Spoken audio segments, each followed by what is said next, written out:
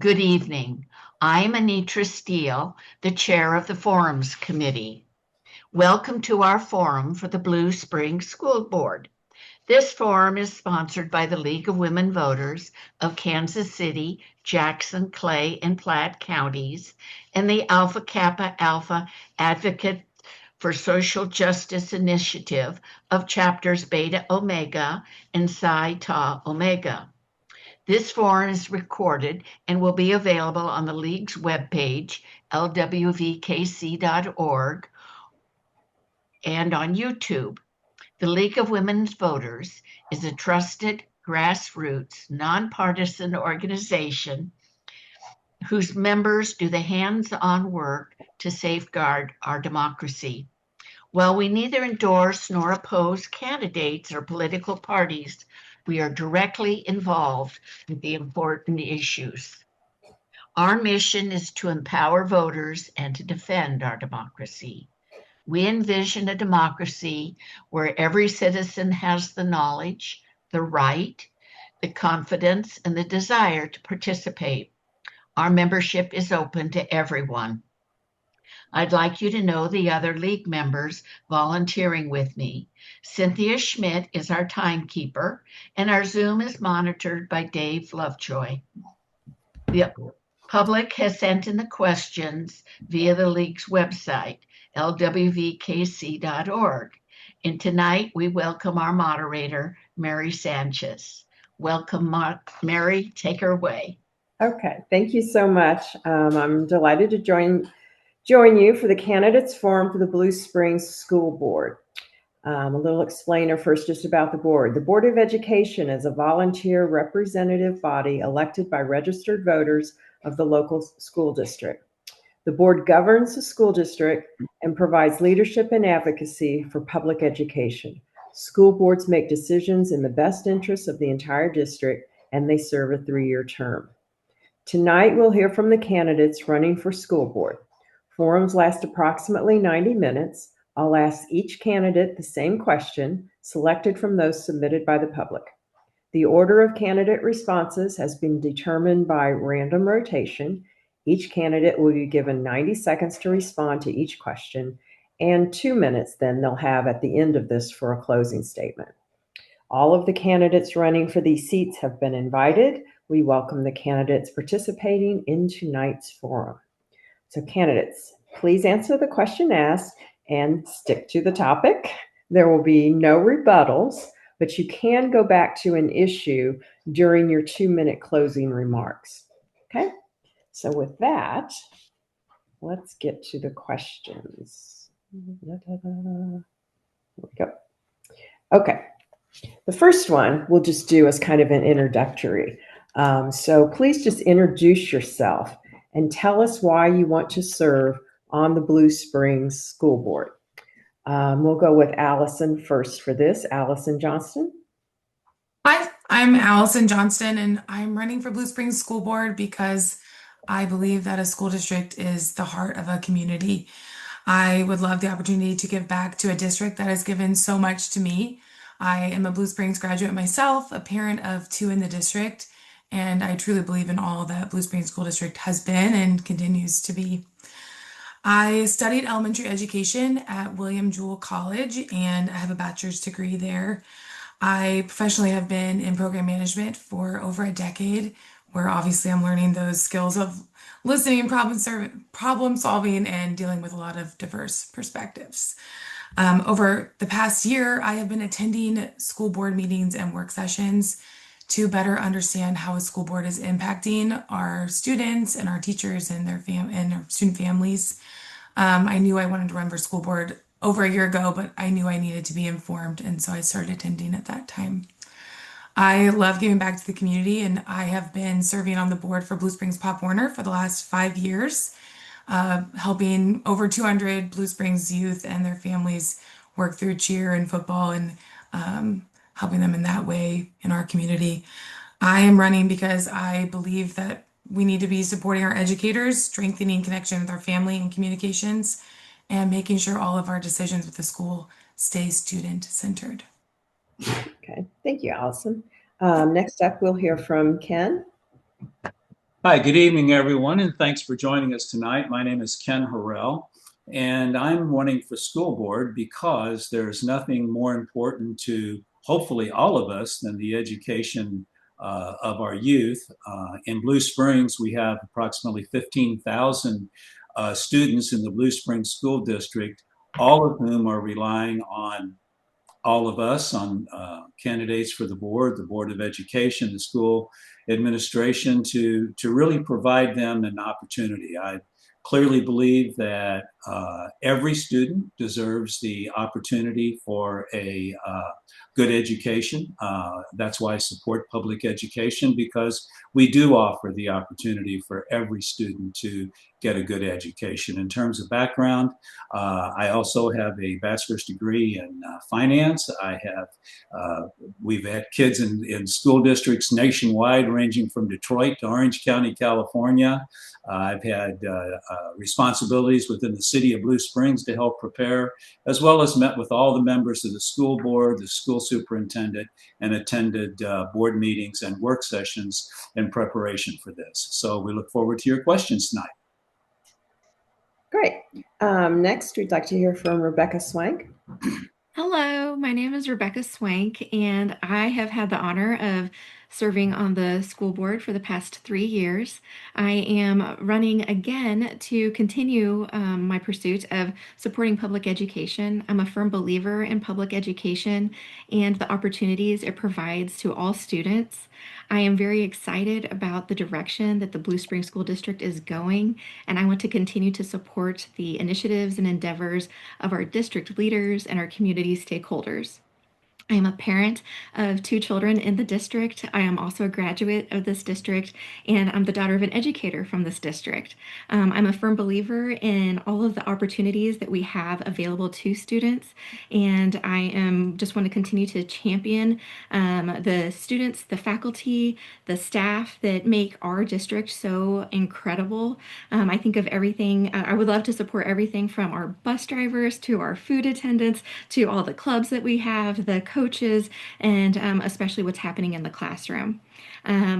Professionally, I get to work at Job One. We create employment opportunities and meaningful days for individuals with disabilities. And I want to continue to support all students to make sure that they have opportunities post graduation, that they can have successful and meaningful lives. Thank you so much for tonight. Okay, thank you. Okay, and we have 2 Josephs on our panel. So first we're going to hear from Joseph. Do I pronounce it Frago? Frigo. Close. Frigo. All right. Good evening, everybody. My name is Joe Frigo. Married with 4 kids, all 4 kids in the school district. Really, what I'm running for the school board is super thankful for the opportunities that the school system has given my kids, and really want to be able to give back to the school, give back to the community, and really draw out those strengths and interests from every student in the district to be able to prepare them for jobs in the future. So professionally, so a degree in finance as well, an MBA, and have worked at a Honeywell Federal Manufacturing Technologies for the past 11 years. And then prior to that, 7 years in the military. Wonderful. Thank you. And then our last candidate to introduce themselves will be the other Joseph, Joseph Donahue. Good evening, everybody. The reason why I'm running for school board is basically change is coming. We have technology on the cusp of our culture. Everybody knows it as AI. It's going to do a major shift, not only in schools, but also in the jobs and the jobs that are needed and the jobs that will be replaced. My main concern is change. I am a change turnaround guy in the industry. Very high tech. I'm right now in the process of developing an AI for Honeywell. And the concern is that I don't think that school boards across the entire nation is prepared for this change of the technology that is coming. And that's why I'm running, to ensure I have a student, a freshman in high school, and he knows that there's change is in the wind, and he's concerned. So the reason why I'm really running is to make sure that our school board can change with the times in a rapid, fluid way, to make sure that our students are successful in life, because things are going to be different. Thank you. Great. Thank you so much. That was a great introduction to each of you. The second question, we'll go into a bit more specifics on the district. Schools depend on local property taxes for much of their funding. With Jackson County's senior property tax freeze and the 15% cap on commercial increases, districts may see less revenue. How do you think the district should handle that if funding gets tighter? And for this question, we'll first go to Ken. So you go ahead and take that first. Okay, great. Thanks for the question. Yeah, that is a huge issue, along with several other funding issues that we may get to later. But in terms of the property tax in specifics, the school district gets about 65% of our total funding comes from property taxes. So it is a very, very big issue. In terms of what to do, well, I think the first thing to do is you do overall review of your budget. You kind of take a look at where there might be opportunities to reduce some spending, maybe consolidate some spending, but look overall at your budget first before you look at anything else. I think the driving factor has to be focusing on the students, the classroom, and the teacher. So that is critical. Some things we could look at could be partnerships with other districts, because we will all be sharing the same issues when it comes to funding from the local revenue sources. We could look at things like partnerships with industry, unions. As we get into our CIC, we could look at partnerships with other higher education, like the community colleges. I think there are things that we can do to kind of broaden the way we look at things to perhaps mitigate some of the negatives that are going to come from the property tax reduction issues. Okay, thank you. Next, we'll go to Joseph Frigo. Same question on property taxes and if the budget gets tight. Yep. No, thanks for the question. And similar to what Ken mentioned there, you kind of take down the budget for the schools, take it down to like an individual household. If there's a risk for funding coming in, or you're losing funding, risk of funding, you immediately have to, whether you like it or not, look at your budget, look at what are those things that could be cut at this point, to determine if it comes down to that funding decrease or that funding going away, then your list of priorities there for what you need to ensure that you continue to fund, and what are those things based off the bottom of the priority for the budget where you may have a little bit more leniency if funds get tight there. So in that, if we did come to that with a decrease in funding from property taxes, working with local state leaders to show those items that we need to ensure that we continue to get funding for, and then putting the data points together to show the impact that it would have, the negative impact that it would have if we did lose those fundings, to be able to, if we can change the course or divert funding that's maybe going to elsewhere within the state and local, to ensure that at least for those top priority items for our budget, we can maintain funding there. Okay, great. Thank you. Joseph Donahue. Yeah, sure. So what's interesting is that as we look at the budgets, one of the things that I started to look at was my house, and it has gone up in value. So therefore, I will be paying more taxes. Just about probably with everybody in Blue Springs, their house values are going up. So as far as looking at raising taxes and everything like that, it's a natural occurrence that property taxes are going up for probably the majority of the population. So with that said, we would definitely have to look at the budgets, consolidate. My biggest thing is to look at industry for help. Last year, Ford Motor Company CEO set out that he was going to put in almost $500 million for training. They need 5,000, probably less than that now, auto mechanics. The question I got, who in Blue Springs picked up the phone and called Ford and say, hey, we're building a new tech center. You want to put in $5 million and we'll have our own tech center for Ford Motor Company. That's the way we have to think. Honeywell is also building. You got Raytheon. You have a lot of high-tech companies that live in Kansas that are expanding. And one of the biggest problems that they have is high-tech people. Okay, great. Allison Johnson, same question. There's been a lot of good suggestions listed, and I would echo a lot of them. I think one thing just to note about the Blue Springs School District is that today we have great resources at our fingertips. We already have leaders who are helping us with our budget that keep us conservative and keep us aligned with being prepared for things like cuts to taxes at the county level. And then also, I know we'll probably get into state level eventually soon. I think for me, it's echoing a lot of the same things where we need to look at partnerships and those kind of things. But in the end, what are we going to do to make sure that our students are remaining at the center, that they continue to have all of the features about the Blue Springs School District that they have today, the programs, the services, making sure that when we're looking at decisions and looking at cuts, that the students are the ones that are least impacted. Okay, great. Thank you. And Rebecca? Yeah, well, like Allison said, a lot of the points have been hit on. I think as long as we are continuing to maintain our focus on our students, that's where we need to live and really lean into. Our budget is so conservative, and we're always monitoring what our reserves look like, what we can do to make sure that we are ready and agile for situations like this. So I'm very proud of how the budget has been handled, how Blue Springs School District is really true to our stakeholders in the district and our taxpayers. I'm very disappointed in the prospect of property taxes being shifted, and that they're not listening to us and going against what judges have said and wanting to go back 3 years and have us have to pay back or whatever that might look like. That seems very much like a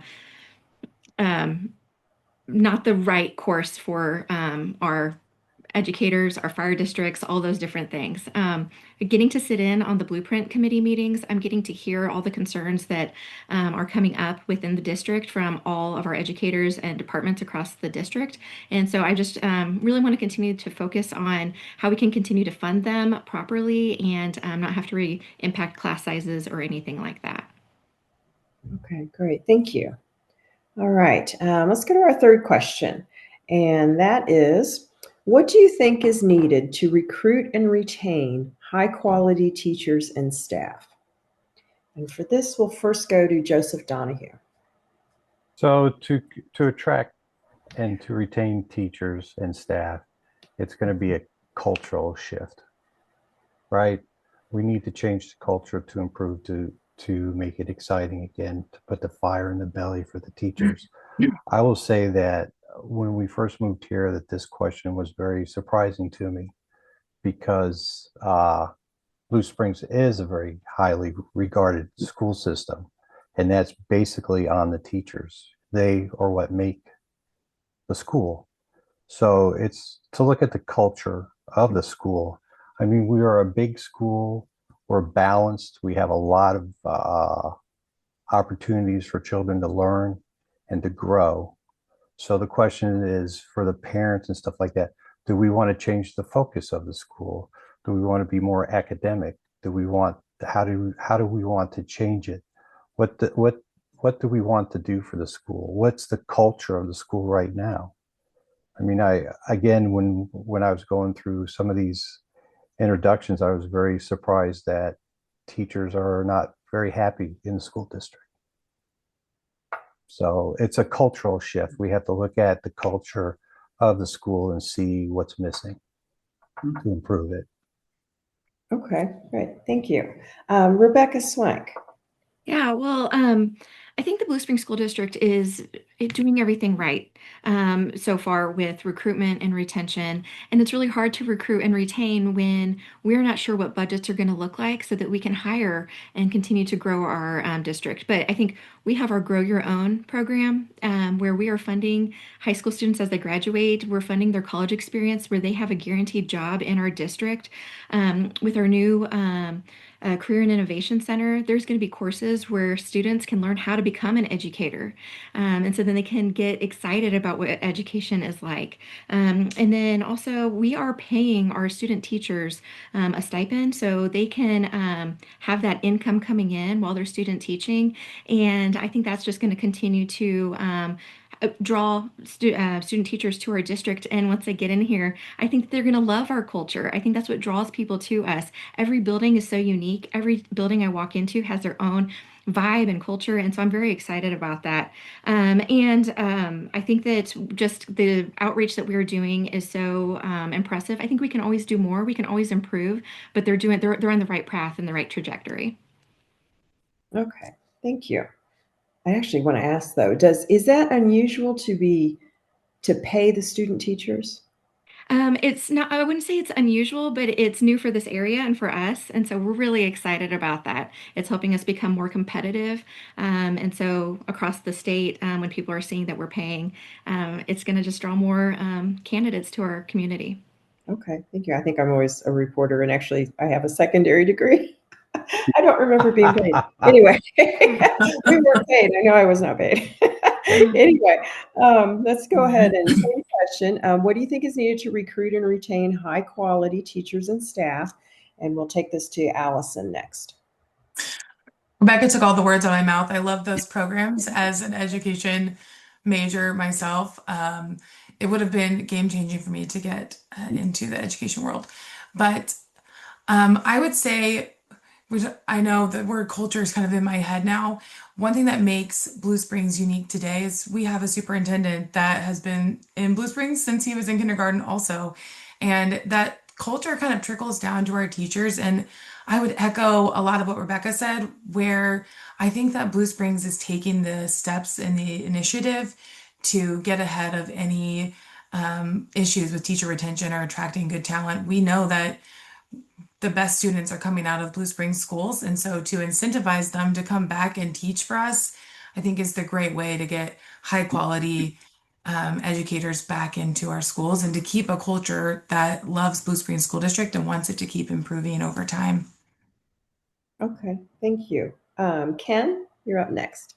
Good, thanks. Yeah, I also agree. I believe that the culture within the school district is excellent. I mean, you can look at the programs, the things that we see at school board meetings, the innovative things that the teachers are coming forward with, that the students are being encouraged to develop on their own, like the Breakfast Buddy program that the seniors at Blue Springs High School have. So I think we have an excellent culture. In terms of recruiting, I think from what we're doing currently has been well stated already. But we also need to think about things like the quality of our buildings, the different programs we offer, like the new performing arts centers that are in all four of our the new art centers in our middle schools. So they all have new performing arts centers. I mean, we've got high quality band programs. We've got an excellent early childhood special education center at Liggett Trail. So I think there's, obviously the medical facilities that we offer to the members of the district. So I think there's a lot of amenities that we have that exist throughout this district that really enhance the culture and will make teachers want to come to work for us. Okay, thank you. Joseph, you're up next. Frigo. Right. No, lots of great answers there so far. I guess just a couple of other things to add, just making sure that within the schools that moderate student to teacher ratios, just that way the teachers are motivated to be able to limit stress as much as possible there. So that way they stay motivated teaching, looking maybe for other opportunities to build other incentives like further education for teachers, as well as collecting feedback from the teachers themselves to see what kind of incentives they would be interested in based off of like incentivizing high performers there. Okay, thank you. A lot of good ideas. All right, let's go on to the next question. How will you collaborate with your board peers, both inside and outside of meetings, especially those with whom you do not agree on a particular topic? So kind of just about how you would function as a board member with your other colleagues on the board. For this one, let's go to Rebecca first. Yeah, well, that's something that I really appreciate about our board, where we all have different perspectives and experiences in life. We all are really good at listening to one another and trying to see the situation from all sides. And so I think that that's something that I would hope to continue within this board, that we are continuing to listen to one another, that we're continuing to figure out a great way to have consensus as a group. Sometimes we disagree, but we do it respectfully, and we always want to make sure that we're listening. And that's something I'm really proud of this board. And I think that's another thing that's just making me want to come back, so that we can continue to focus collectively on how are we supporting students, how are we supporting educators, how are we supporting staff that support the whole system. And so together, I think we can make that happen. And so just want to continue doing that. Okay, thank you. Joseph Donahue. Sure. So basically, in any political situation, you have to build a team, right? Whether or not you work, everybody works. We all go to work. Our goal is to produce something and to get along. And it's all about team building. There has to be a middle ground with everybody to figure out how to move the ball forward and not just kick the can for somebody else to do, but to do the problem solving. And that's what I do at work, is create teams and move down through the project. So whether or not it's project driven or political driven, which is this almost the same, because we have one goal, and that's to ensure that our children have the best ability to learn and to achieve their dreams. Okay, thank you. Next up, Ken. Good, thanks. Yeah, I think that come back to that culture standpoint, and in preparation for this running for school board, I had the opportunity to meet with each of the current school board members, as well as the superintendent, Dr. Jerome, to really get an understanding and kind of a firsthand experience on how they work together, as well as obviously what some of the concerns and issues and what have you. And in those short meetings, of an hour or so, you do develop a bit of a relationship with people, and you kind of learn how they work together. And I would tell you that the culture within the school board is excellent. They work well together. They do have some differing opinions on things. There's Rebecca, I'm sure, can address that a little bit, but they do work well together. And one thing I will say, when they come to agreement on an issue, they come to that consensus agreement, and they all stick together with that, and they speak the same kind of language, and that's sustainable. That really gets a good message across, I think, when the communications come out. And they all seem to listen very well, which is a clear skill. Okay, great. Thank you. That's actually music to my ears. I wrote education for years, and you don't always find that. That sort of ability to kind of come to a consensus and then everyone stay on the same path and wavelength. Joseph, Frigo. Yeah, like some of the other responses, I mean, communication is key. I think as you're building a team, collective team for the first time, there's going through team building exercises, learn from one another, learn about each other, listen, make sure that we're actively listening and whatnot there. I think a lot of times if you go into problem solving mode right off the bat without building that team, if there's different opinions, guards can go up real quick. But if you build that team first, you learn about each other, you show that you respect and care for each other, then when there are those differing of opinions, instead of the guards going up, then people know, like, hey, we're all coming together to solve this problem. We have differences of opinions and ways to solve the problem, but we all have the same objective there. So definitely the very first thing is communicate early, often, to make sure that we're building up that team first and foremost. Okay, thank you. And Allison, same question. Collaboration with your board peers, especially when you don't agree on an issue.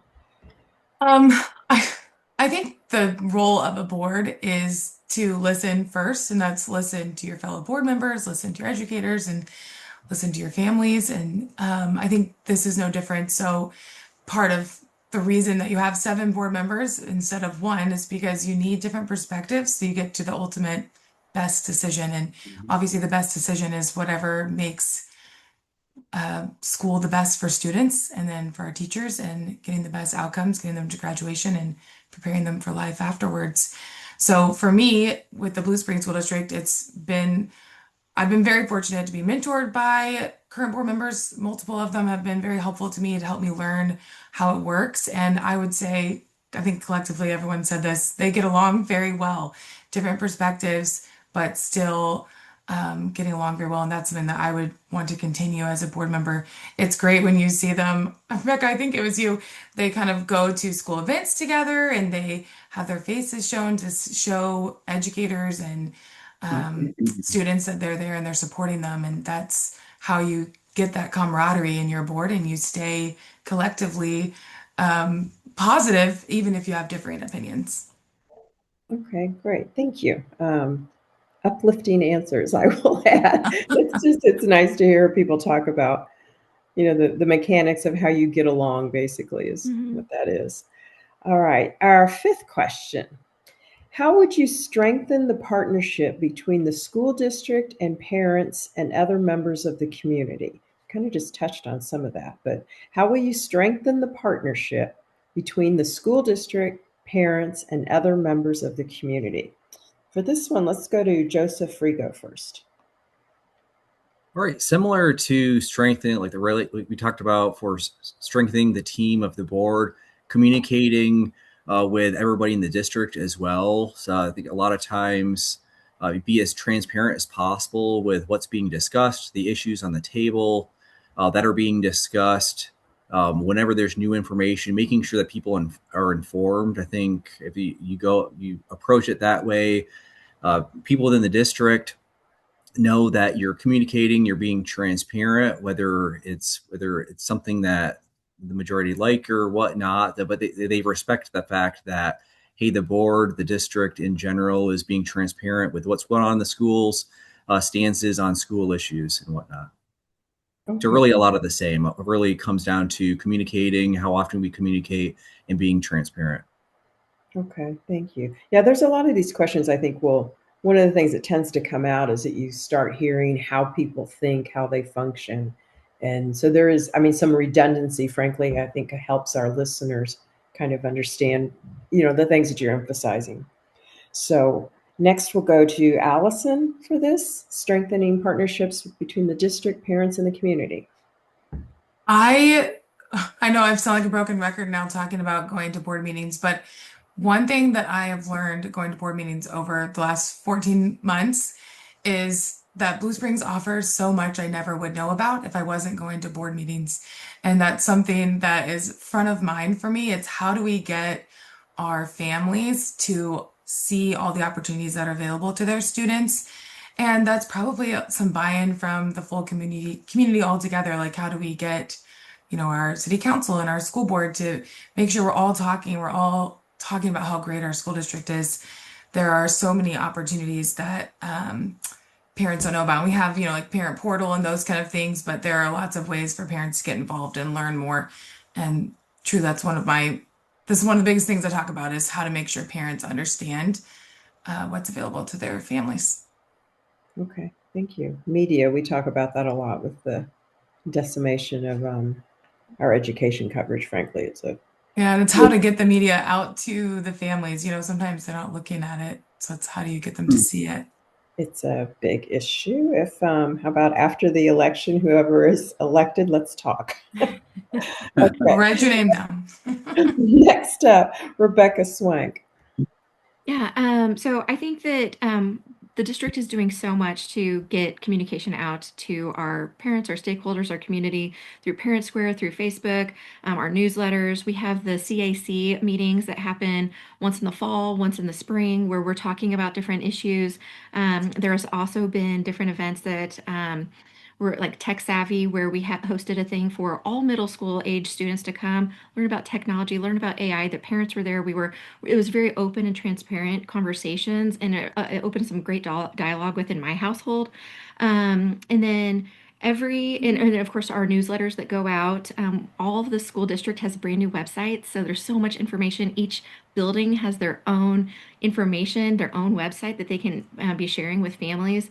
And then all of our board meetings and work sessions are on YouTube. So if you want to see what we're doing, it's there. And so it's just a matter of we're trying to hit every medium possible. So all of the social channels, everything, we're there. It's just a matter of how can we make sure that people are clicking and retaining and seeing the information, that it's not just becoming a numb thing that they're seeing us to, and not really retaining it. Okay, thank you. Joseph Donahue. Yeah, what's interesting is if we look at the student population, right? So we use that infamous bell curve, the C plus average all the way to the A's.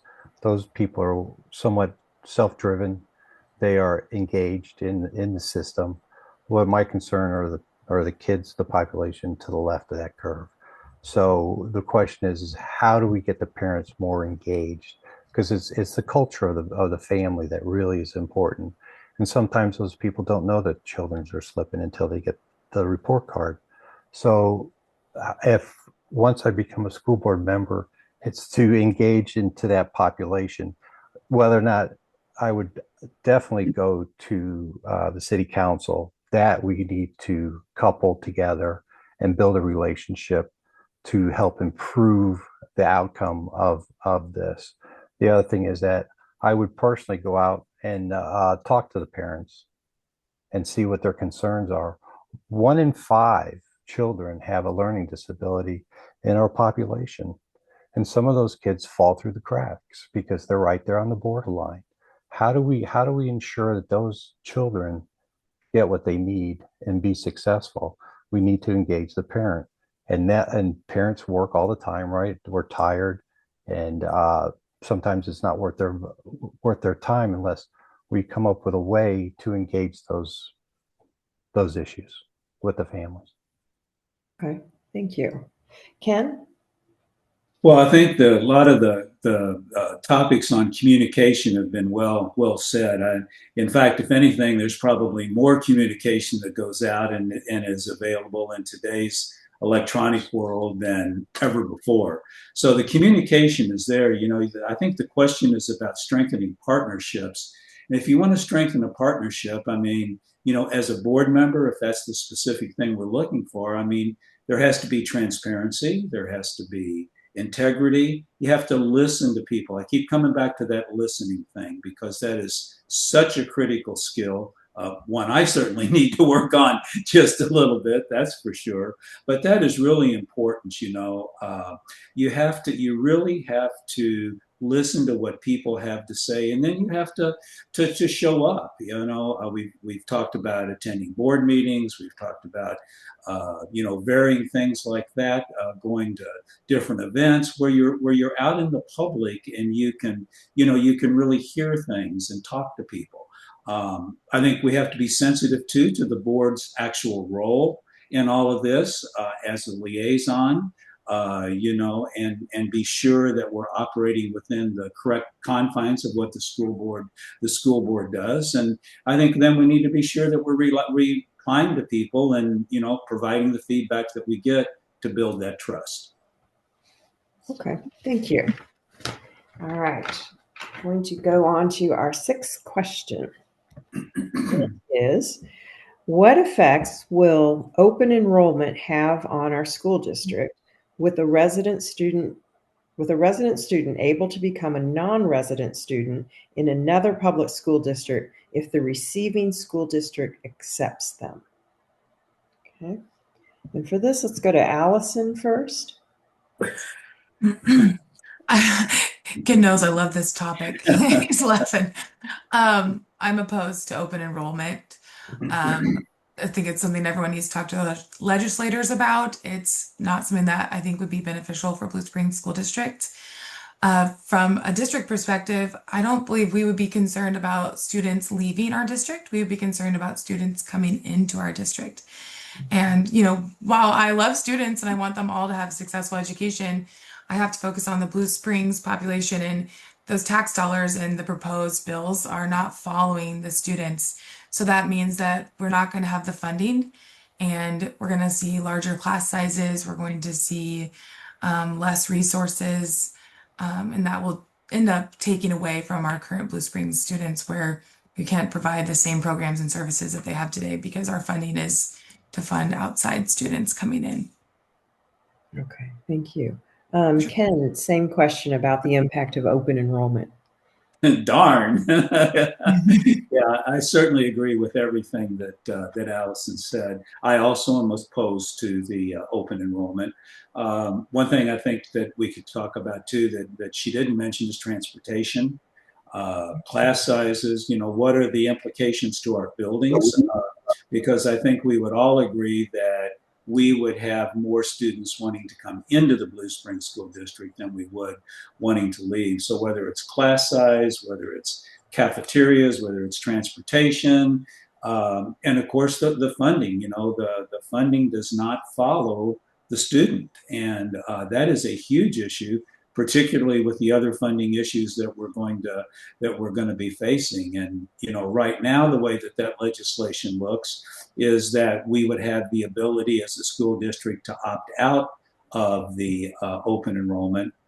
But what if we don't? And what if that bill changes and down the road? So I think there's a lot of unknowns with it for sure. And but clearly, I am not in favor of it because I don't think it's a positive thing for the kids and students and families in the Blue Springs district. Okay, thank you. Rebecca? I have to agree with Allison and Ken. I am opposed to open enrollment for all of the reasons that they said.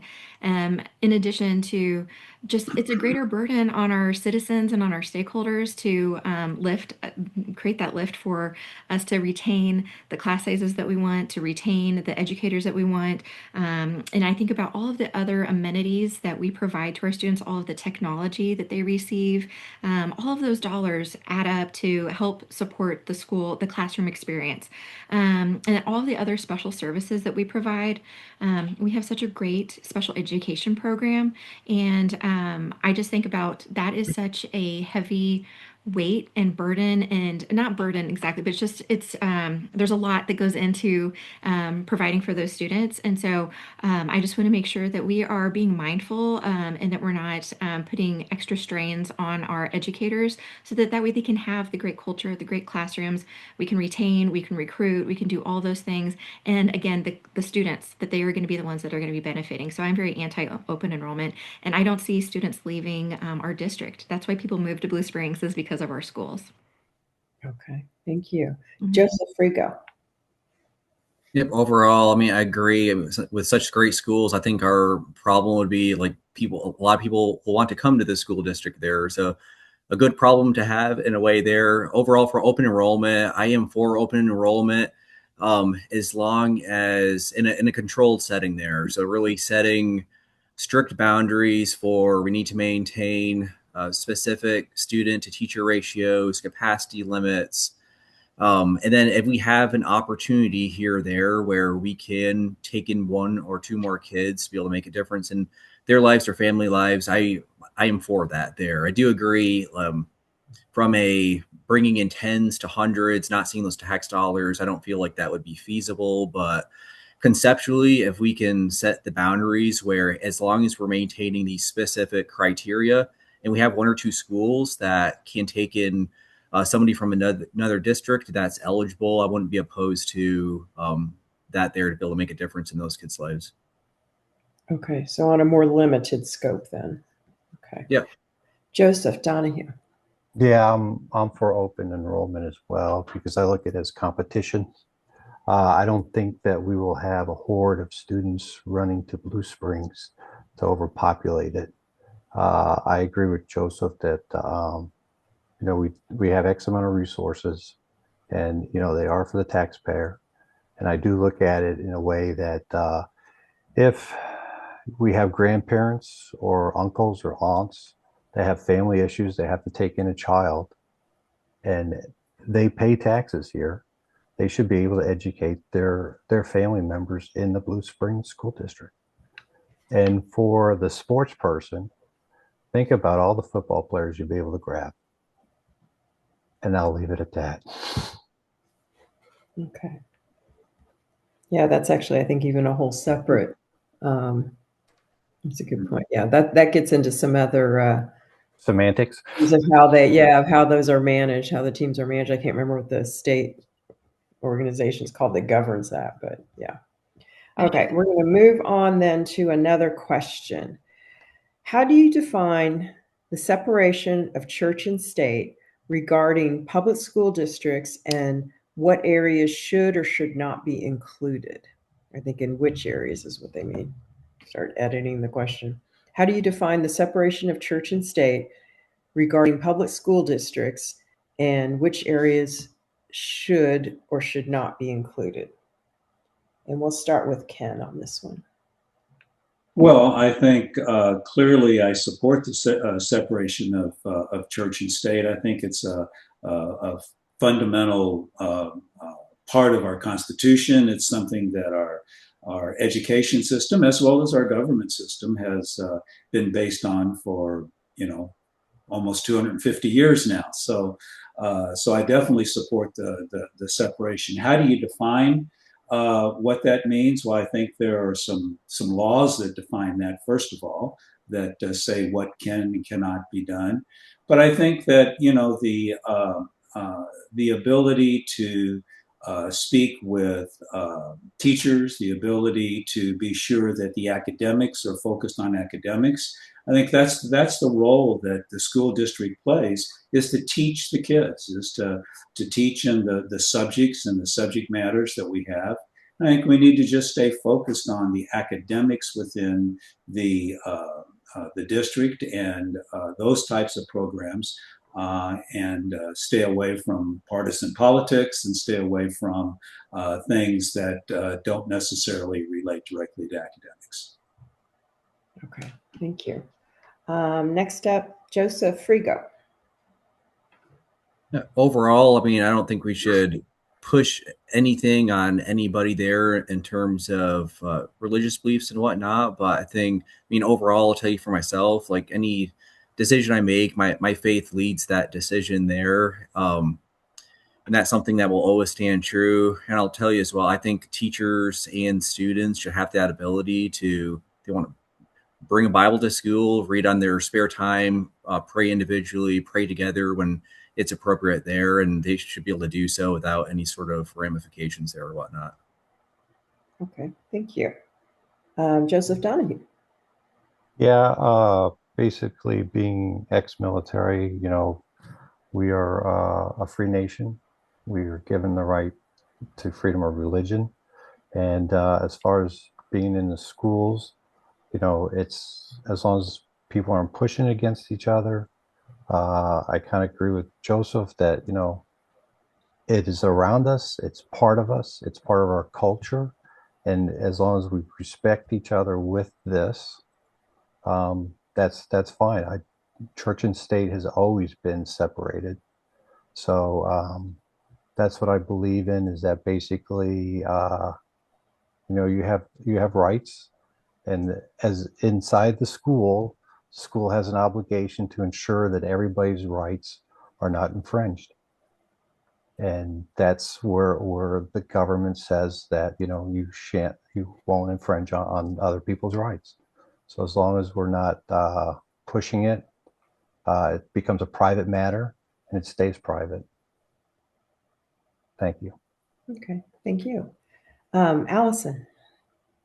I think the question is probably less about if, a student would be allowed to pray or those kind of things. I think it's more about how, as a board member, we would be, what our decision making would be around. And obviously, I would be supportive of a separation between church and state, and I respect our freedoms. I think school board is nonpartisan, and I would always be an advocate to keep it nonpartisan. I know there's like discussions of it moving to like a November election and those kind of things, which I would be heavily against because the point of a school board is to make sure our students are learning, that they have the resources they need, they have the educators that they need, and the separation of church and state, I'm not even sure it's overly applicable here. We have 7 board members. We need to all be focused on the main goal, which is educating students and protecting their rights, like Joseph said. And that would be my goal as a school board member, is to make sure our students' rights are protected and they have the environment they need to learn, which is the ultimate goal. Thank you. And Rebecca. Yeah, well, I think our district does a really nice job of balancing church and state, keeping that separate. But also, we all come together with our own beliefs. And like everybody has said, we want to make sure that we can retain our sense of self and that we can continue to behave as we would. And so, like, I know that my faith is a big part of who I am, but it's not something that I'm going to push on others. So I think that's really important. I think that it's really special that we do have students of all religions in our school systems, that we can learn from one another, that we can continue to be educated in what different cultures, different religions, what they have, what they practice and what they preach. I also agree that things should be nonpartisan and that we should continue to focus on education. So for our educators, again, I don't believe that anybody should come into the building and say, I am just an educator. Like you have to keep your sense of self. And so I think it's really special that when you go into a classroom, the desk is that personal space for our educators. So if they feel like that's where they want to have something that reflects their religion, then that is the space for it. Their walls should be about the subject matter that they're teaching on. And so that is kind of a really great balance that we provide for our educators. And so people can continue to remain true to themselves and continue to provide excellent education. Okay, thank you. Okay, next question. Some of our legislators in Jefferson City are talking about standardizing school board terms to 4 years. Now you're 3 years now, requiring candidates to list their political party and changing the elections from April to November. So some of this was it's like adding on to the last question. So what are your thoughts on these proposed changes? And again, it would be standardizing school board terms up to 4 years and requiring candidates to list their political party and changing the elections from April to November. Okay, for this, let's hear from Joseph Donahue first. That's an interesting question. I see really no effect to that, me being dedicated to a 3-year term or a 4-year term. Again, it's what I believe in as far as the school board and what I believe I can bring to the school board and to the schools. Doesn't matter if it's 3 or 4. From April to November, I don't see any issue with that either. Again, it's a little more length of campaigning. And to standardize, to tell what if I'm a Republican, Democrat, socialist, or communist, I don't see the value added there. But if people look at that as a brand, then so be it. It is what it is. Okay, thank you. Rebecca, your thoughts? Yeah, the term limit, I'm not, I don't know, 3 years, 4 years. I think that's okay. I prefer keeping our elections in April, and I prefer not having any political party affiliated with the candidates as we're running. I think Allison said it earlier that we're a nonpartisan board, and I'd like to keep it that way. I think the minute that we do that, um, no matter where you might stand, moderate, wherever you might be across the political spectrum, our focus is not on the politics unless we're advocating for students and making sure that the educators and the students need would get what they need. And so I don't see where our political affiliation would have any bearing on that. And so I think it just, I want to continue to unify, and I don't want to ever put us in a position where our political beliefs could cause any contention or disruption to our main focus, which is students and educators. Okay, thank you. Allison. I'm echoing a lot of the same things Rebecca just said, but, and I know I said this in the past question, the point of a school board is to make sure that your students are getting educated, that you're having high quality teachers and then high quality results, meaning that your students know what they're doing and they are ready for the next chapter of their lives when they graduate. So in my mind, bringing in political parties kind of pits people against each other. It prevents candidates from focusing on what matters for your specific school district, and you have an agenda for a political party instead of an agenda for your students. So I would be heavily against doing that. I think the point, one thing about April that is nice is that when you're switching hands in April, it gives you the summertime to kind of get acclimated before you come first part of the school year. So keeping April would be beneficial. Also, I know they talk about changing when we can get funding and those kind of things to later in the year. And I think April is a good moment for school districts all around. It gives us the summertime to prepare for the next school year. Okay, thank you. And Joseph Rico, same question. 3-4 year naming political parties or and changing from April to November elections. What are your thoughts on those proposals? Very similar to the other feedback here. So I'm a proponent of, if it's not broken, don't fix it. I feel like the system here, nonpartisan, has worked out well. Everything's been real cordial, keeping the focus with the students. Yeah, the 3 to 4 years. I mean, I haven't really seen like a reason, like why is that there for like changing years. I'd be open to 3, 4 years, 5 years, 2 years. Not too concerned with the years. The one benefit, maybe November to April. I'm not sure the kind of voter turnout rates between November and April. If there's a benefit there where if they think like, hey, more people will vote in November, just to get higher voter turnout, I wouldn't be opposed to that. But definitely staying nonpartisan. That's the way it's been, and I don't feel like it's broken. It's been working well, so I'd stick with that. Okay, thank you. Yeah, and I think a lot of it is about voter turnout, midterms, all sorts of things. Ken, your last step on this. Well, in terms of the number of years, I guess coming at it as hopefully as a new board member, I kind of like the 4 years because there's one thing that I think all of us who've been involved with learning more about the school board personally over the last year have learned is that there is certainly a ramp up period to this. There's a period of time where there's a lot of learning, and there is so much more that goes into it than what we're going to have probably the time to talk about tonight. So personally, I kind of like the 4 year terms. Am I opposed to 3? No, but I do kind of like the 4 years. I certainly echo the nonpartisanship. I think the last thing in the world we need is political parties starting to drive school board and educational priorities. That is not a healthy environment, particularly when you look at the divisiveness that there are between the political parties today. So I'm absolutely opposed to that. And in terms of April to November, a lot of points there. I like April for a couple of reasons. Number one is all the other municipal elections are in April. School board elections are municipal, so they really go well together, and there's a lot of continuity to them. So I would be in favor of staying with April. Okay, thank you.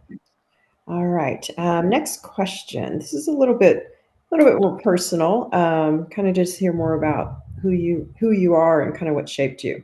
Please tell us about a teacher who inspired your interest in supporting our schools. For this one, let's go to Joseph Frigo first. So you said a teacher like within the school district that's really motivated us to support the schools. Yeah, it's the way this is worded is, and these were submitted questions, so being a reporter, I kind of start editing. But it says, please tell us about a teacher who inspired your interest in supporting our schools. So maybe just a background a little bit about a positive teacher who maybe, had you thinking more about being recommitted as an adult to a school district in this way. Yeah, no, absolutely. I'd say, like I mentioned, two kids in middle school right now, two kids in elementary school. My two kids in elementary school, their music teacher, Mr. Farron, voice Spears, I mean, you see him in the classroom, you see how much he loves his job. Like that motivates me to want to attract those kinds of teachers, retain those kinds of teachers. I see the difference it makes in my own kids' lives. They come home, they talk about what's going on, just how much they love school, how much they love this teacher and other teachers as well. So I think him in particular, just something that I thought about over the past couple of months, just with like the feedback, especially that the kids have given, and just seeing like in their choir performances and whatnot, just how much he loves his job and how much he loves his subject, and teaching kids has really motivated me to be able to want to continue to want to serve on the school board and to be able to have teachers like that. Okay, thank you. Good shout out to a music teacher. Joseph Donahue. Yeah, so what really started me in this journey is my son used to go to Delta Woods. He had a STEM teacher, Mr. Riggs was his name, or is his name. He's still there, I believe. And what got me involved is that we did a parent teacher conference, and he was very engaged. It was very nice to see. So I work at Honeywell. I was able to grab equipment because I talked to him if he would do an electronic shop, or if that would be his interest. He kind of said yes. So I brought over oscilloscopes, power supplies, boards, offered him the ability to come over to Honeywell and see what we do and try to start the kids getting involved in electronics. Again, we are a very high-tech city. I am originally out of St. Louis, and I believe Kansas City is more high-tech than St. Louis. And what I find surprising, even going to Blue Springs South, we don't have high electronics lab, or even in the lower grades to bring them up, to turn them into electrical engineers, technicians that the industry needs out here, that we could feed the companies and then also attract high-end companies. So that was one of the major reasons why I'm doing what I'm doing. Okay, great. Ken. Well, this one is going to embarrass my wife, who is watching this, I assume now. But my wife was a paraprofessional at Liggett Trail, our special education center here in Blue Springs. We happen to have a granddaughter who has Down syndrome, so we have a real special interest, special passion around special education. A lot of specials there, but so that from an inspiration standpoint, watching what she did and watching what happened in that school, and seeing what an just incredible resource that is for our community. Joseph mentioned 1 in 5 of kids in need of special education. That says something. If that's a correct stat, that really says something. So, in terms of inspiration, Melanie gets the credit for that one. So we're just going to leave it at that. Okay, shout out to Melanie, the wife. Rebecca, next. Well, so I have three that have come to mind, and I'll try and go fast in my minute 30. The first is my mom. I mentioned her earlier in my opening statement. She was an educator in this district. She taught Spanish, and what I recognized in her is that her day didn't end when the bell rang. She brought her work home with her. She was working on lesson plans and making sure that she cared so deeply for her students, and she still does when she sees them out in the community. And so just really seeing the passion and the everything that goes into her experience as an educator was definitely an inspiration. The other was she's now an interventionist. She's a literacy coach in the Blue Springs district. Her name is Jenny Gooch. And she stepped in and supported my daughter with her dyslexia and turned my daughter into a reader. and changed her life. I always believe if you can read, you can learn anything. And so getting her to that point where now we're like, please put the book down so we can do the next thing, or we have to go out the door, was such a game changer in her life. And so Jenny gets all the credit. And then I have to give my freshman and sophomore year English teacher, Michelle Veter. She is retiring this year and she is amazing. And I just think of how much she inspired me in high school, and the things I learned in her classroom I use today in my professional career. And so I just appreciate all of those educators and so many more. But those are the three I can get in my few minutes. Thank you. Thank you. Allison. An equally hard time figuring out who I was going to say because it feels like I'm doing a disservice to all of them. But when I decided I wanted to be a teacher was in the third grade, which, I was playing school, and Mrs. Craig at John Allen, Go Knights. She was my third grade teacher, and she did everything. I had so much going on at home. It was a really hard year for me as a child, and she was one of those teachers that put in the extra time. I'm sure her family was saying what you were saying, Rebecca, about your mom. So I would have to say Miss Craig. I also had a fifth grade teacher that my kids had in summer school, and she was equally as exciting to my children as she was to me. That's Miss Clayson, and she was teaching them multiple languages. She had an iguana in her class. Those are the kind of teachers that make a lasting impact.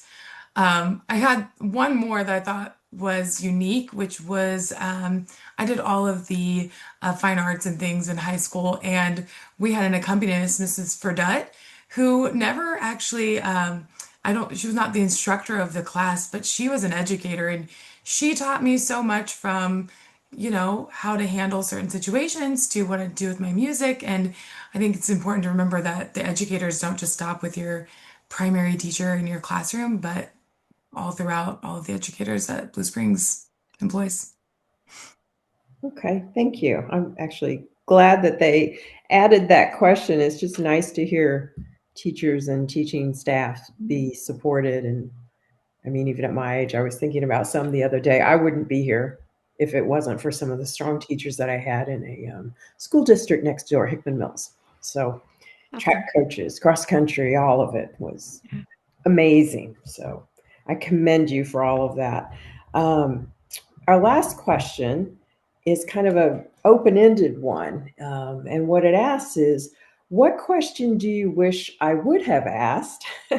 And how would you answer it had I known to ask it? So for this one, let's see. Oh gosh, I think I did not write. I'm just going to wing an order because I didn't write it down on this one question. I made notes on every other one. Let's see.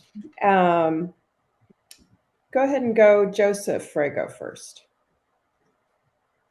Frigo, I'm so sorry. I just said that wrong. Great question there. That's a lot of great questions, covering a lot of subjects. We kind of touched on some of them, but top topics that would be a focus. Being a part of the school board. So we touched on these, but I guess the question wasn't specifically asked. What are those top things that you would want to keep focus on? So we talked open enrollment is a big one, as well as finances. I guess one that came up at another forum, the grading system for the schools. That one wasn't asked this time around, was asked before. So I guess the way I'd answer it there, like for or against grading systems for schools. I'm for having some sort of evaluation system. I don't know necessarily like the A through F system that's been proposed there, but some sort of system for driving accountability, continuous improvement. It's a system I'm used to, the jobs I've had before. And I think it is something that drives, you keep the objective, as long as you stay keep the objective of, we want to keep the focus on providing the best education for our students. And then how can we do so? And even having a great school system, I think there's ways to continuously improve, and having some sort of evaluation system to be able to drive that continuous improvement and accountability would be something that I'm for. Okay, thank you. Great question, though. Yeah, no, it's a good question to always ask. It's like, what What did I not ask? Go ahead, Ken, let's hear from you next. Okay.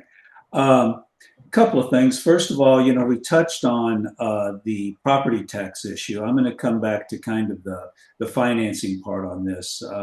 I don't think we got as deep into that as some of the other issues are. We have we have issues at the federal level with the dismantling of the Department of Education. That primarily is going to affect special education, funding for disabilities. At the state level, we didn't get into the issue of income tax and getting rid of the in-state income tax and replacing that with a sales tax for all people. That state income tax, that is a huge issue. We haven't talked about the foundation formula. I see Rebecca shaking her head there. There are many, many issues in funding that are out there on the horizon beyond just the property tax, although that's a big one. So the big question is, what can we do? I don't know how many people we have watching here today, but what we can do is advocate with our state legislatures. I've personally spoken with our representatives, with Speaker Patterson, about this issue. They're aware of it. Dr. Jerome has done an incredible job of it. And as concerned citizens, we need to advocate with those legislators. Okay, thank you. Yeah, and I think I can see we've got about 24 people are participating, it says. But the power of these Zoom documented, recorded things is that they have just a shelf life. And I've been told before that League of Women Voters, they have a tremendous impact later as people have time and they can call up and interview and maybe even re-listen again to something that they're particularly interested in that you offered. So they have a big audience. So thank you for taking all this time. Let's hear from Allison next. What do you wish I would have asked? I wish you would have asked about the state funding also. I think that's the hot topic across the board. I think everyone is concerned about it. It's incredibly important to talk to your legislators. Dr. Jerome and the current board members have done a great job of letting families know that they need to hear from more than just our current board members. They need to hear from families across the board. To say that we can't lose funding. Missouri is 50 out of 50 for funding now, so we can't go lower than that. So we need to keep funding up. If I was thinking of a more fun question than funding in my last 50 seconds here, I loved the question you all had ahead of time about what role a family has in their students' education. And I think it's essential for parents to get involved. And I'm not sure I have the answer in this forum, but it's something as a board member I want to put a big emphasis on, how to get our parents to buy in, to actively be involved in the district, actively be involved in what their children are doing, what their children's teachers are doing, and how to get them bought into how great the district is and all the things that they have offered at their fingertips. Okay, thank you. Rebecca. Yeah. Okay. So funding, absolutely. That would have been a great question. And I agree with what Ken and Allison said about that. One thing that I think would have been a fun question is, what am I excited about with this district? And what do I want to continue to see in the future? And I'm super excited about the Career and Innovation Center. The opportunities there are going to just be such a game changer for our students at Blue Springs High School and Blue Springs South. Having a medical wing, having sports therapy, having culinary arts, having broadcast media, having an aviation center with a live simulator where students can graduate with so many different opportunities, the education system that I talked about, the classes that they can take.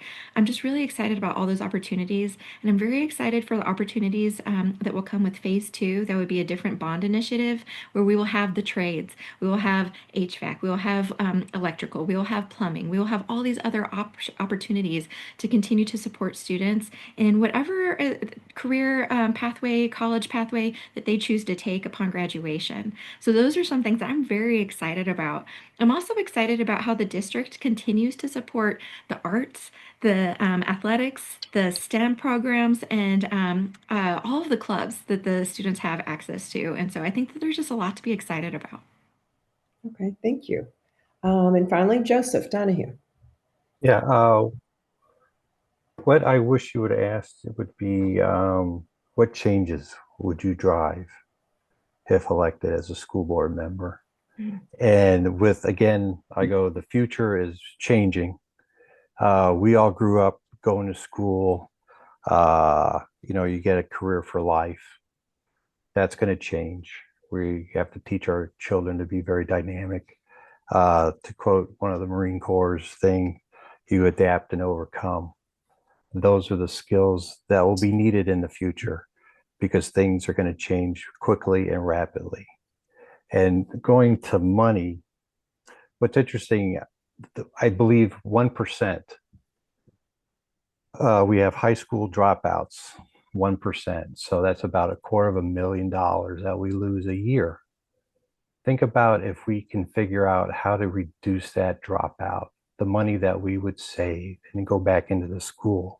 Because I believe it's about $13,000 that we spend on a student. So we lose almost $250,000 every year because of the dropout rate. We need to look at that and figure out why. The other one is that parents are pulling homeschooling. People like private schools. Why? How do we change that? How do we get those taxpayers back into the school? That will bring more money to the budget. So that's all. Okay, thank you. Yeah, no, those are all really good points. And as I think has been mentioned, there's just so much to public education. It's just it's a rich topic for reporters. It's a rich topic for the public to learn and hear more about. So I really appreciate all your very complete and thoughtful answers. Finally, this is how we're going to wrap up, and that's going to be your closing remarks. So you have 2 minutes for closing remarks.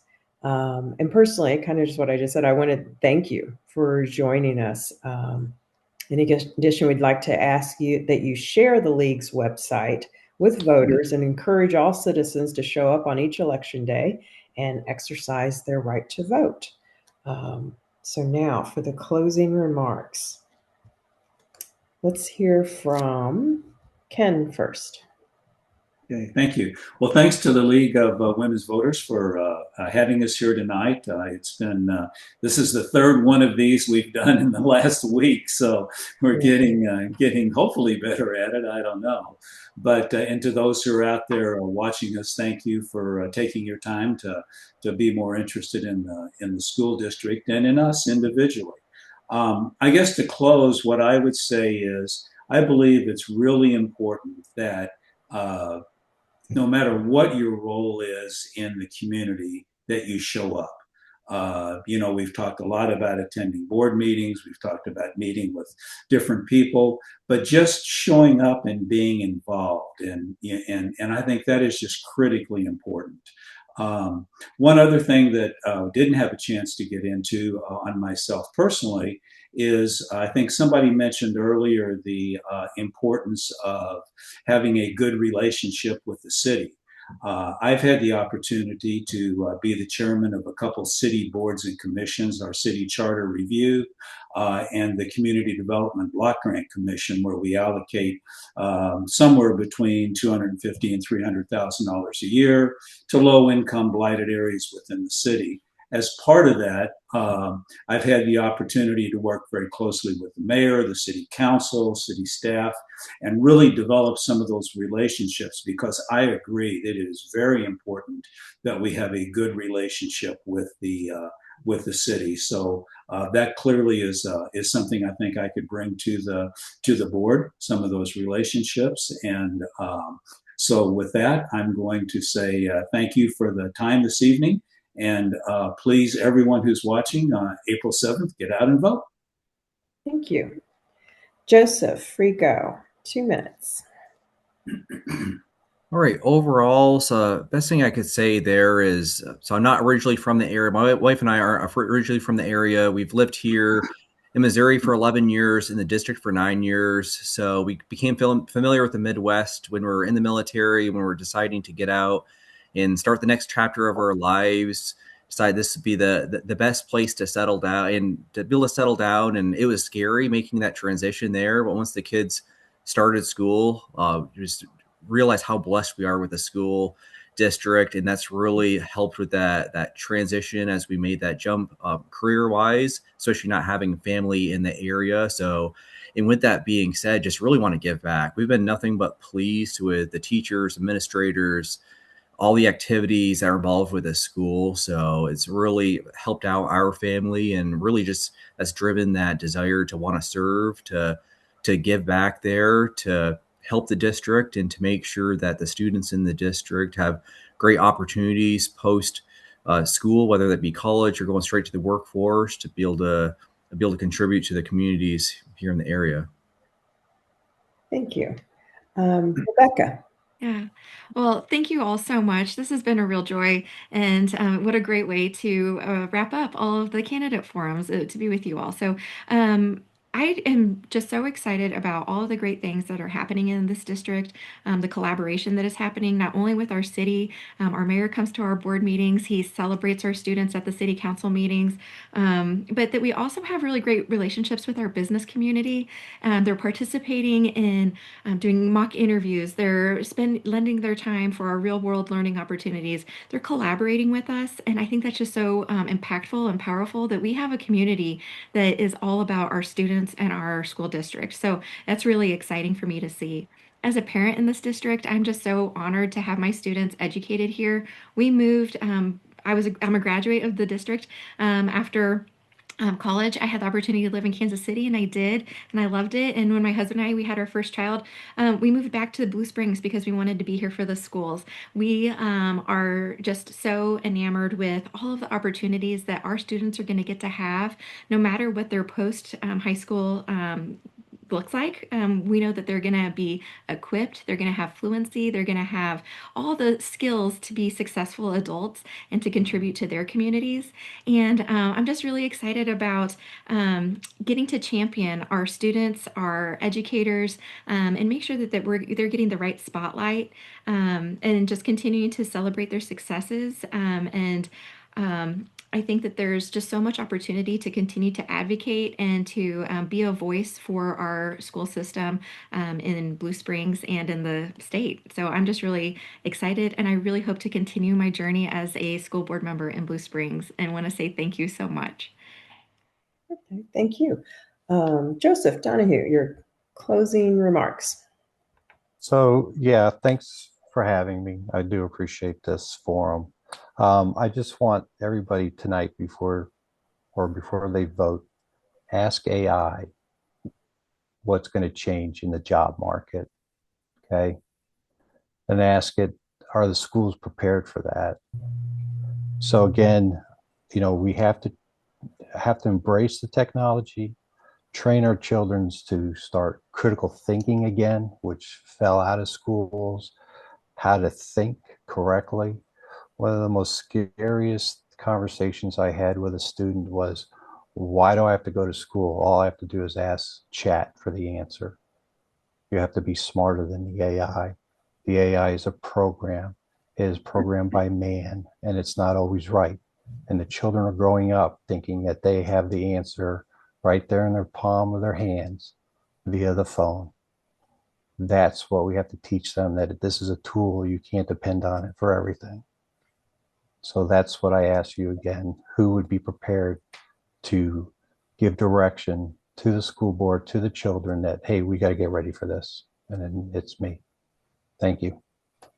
Thank you. Allison? Thank you for letting us be here today. It really has been a fun forum, and it's a nice way to end the forum, trail here. At the heart of what I believe that public education is the heart of a strong community. And when our schools are thriving, our community is thriving. If elected, I will approach this with a deep sense of responsibility. I will listen first to our teachers, our staff, our families, and our students, and work to ensure that their voices are reflected in all the decisions that we make. I'm committed to supporting educators, respecting their expertise, and helping make Blue Springs a place where teachers want to come and stay, and so do families. I'm committed to communicating well with families and making sure they know what's happening. And then most importantly, I'm committed to making sure every decision is based on students.